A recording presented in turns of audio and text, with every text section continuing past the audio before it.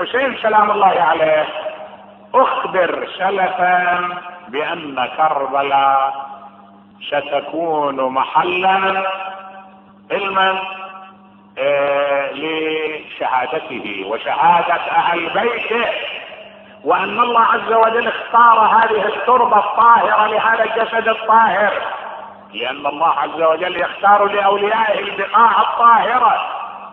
وترى ما طول مرينا هنا، يعني احنا انما تشوفنا نحرص على ان نأخذ شيئا من تراب هذه التربة الطاهرة، ترى لهذا الهدف، لان الله عز وجل اختارها لاوليائه ولانها تربة طاهرة لها مكانة، نعم، وباعتبارها جزء من الارض، والجزء من الارض صالح للسجود باعتبار ما يعم الكل يعم الجزء، وهذا جزء من هذا التراب وصالح لأن أسجد عليه.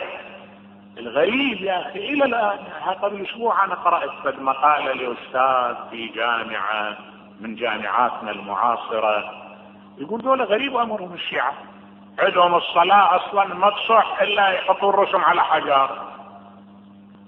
شو معنى يحطوا الرسم على حجر؟ أنا أتعجب دولة شلون يشيلون شهادة الدكتوراه، والله العظيم هاي مو عقلية الدكتور. هاي في هذا الحجر شنو؟ التراب بتاع الارض شنو مو حجر؟ ماذا يعني الرمل والحجر شنو هو مو حجر؟ يعني عندما اسجد على الارض وهي جزء من الارض فشنو معنى حجر شنو؟ يعني انا الان ما جاي اقدس هذا الحجر، جاي اعده من دونه. الله امرني بان تكون جبهتي على الارض وهي جزء من الارض. استشغل اكو معاني وراء النص، هاي المعاني تشح، لانه هذه تربة طاهرة قدسها الله باركها وباعتبارها جزء من الارض.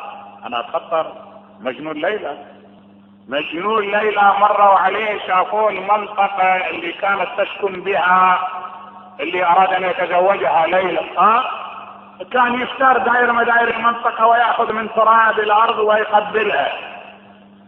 قالوا له انت شنو هذا عيب؟ قال لا تقل دارها بشرقي نجد، كل نجد للعامرية دار، فلها منزل بكل مكان، ولها عند دمنة آثار، أو ولها كل دمنة آثار. المهم أن هذا يقول يشح حبها على هذه البقاع التي حولها. أرجوك أنا ما أجي أقدس حجر، انا اعرف ان هذا مكان مثلت عليه اروع طرق التضحية وسائل التضحية، فاعتز بي ميدانيا. ارجوك احط احجار يعني المسلمين يطاردون رايحين منا الى الكعبة المشرفة. الكعبة المشرفة شنو هي؟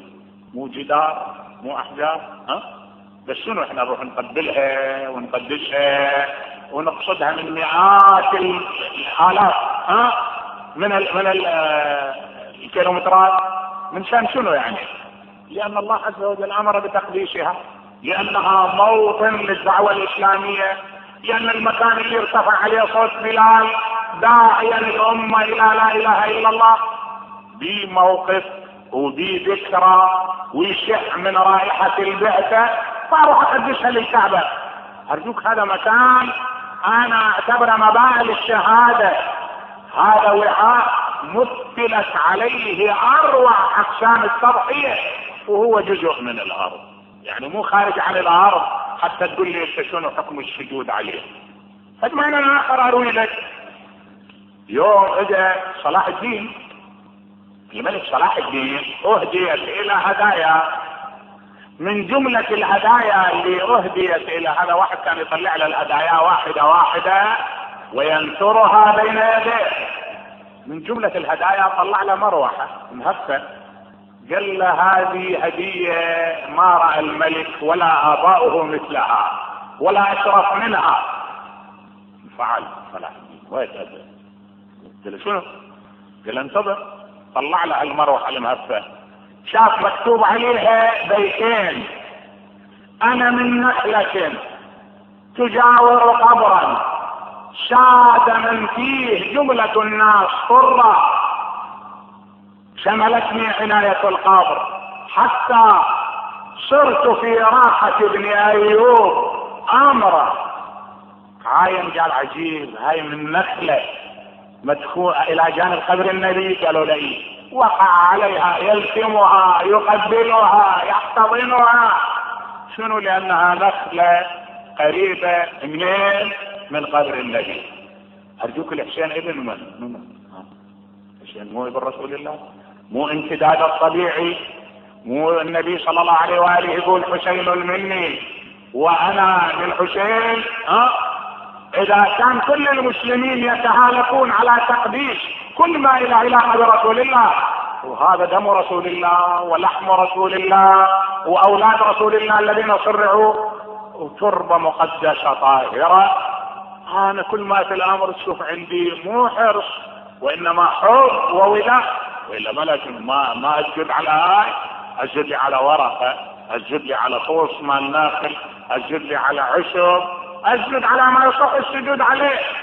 بعدين ليش انت لما تاخذ روايه من عبد الملك بن مروان ان يجوز السجود على السجاد روايتك محترمه، انا لما اخذ روايه من الحسن والحسين سيد شباب اهل الجنه بانه الارض ما يصح السجود الا على الارض روايته محترمه، اسمعنا ليش؟ ما يعني ما عندنا مع الاسف موضوعيه، ما عندنا. لازم نرجع للدليل بموضوعيه، لازم نعرف ان المسلمين مو عشان انا احملهم افعالهم على العبث او على العاطفه، لا، هذا مسلم لازم احمله على محمل الصحه، اشوف شنو دليله، خلاص اناقش دليله قابل للمناقشه او لا. المسلمين كانوا ياخذون خريطه يعني وصلت يحطون بها من تراب المدينه المنوره اذا راحوا بالسفر يسجدون عليه. ليش؟ لان تراب المدينه المنوره هاي طابق الوحي، وهذا تراب طاهر ومن الارض ويصح السجود عليه.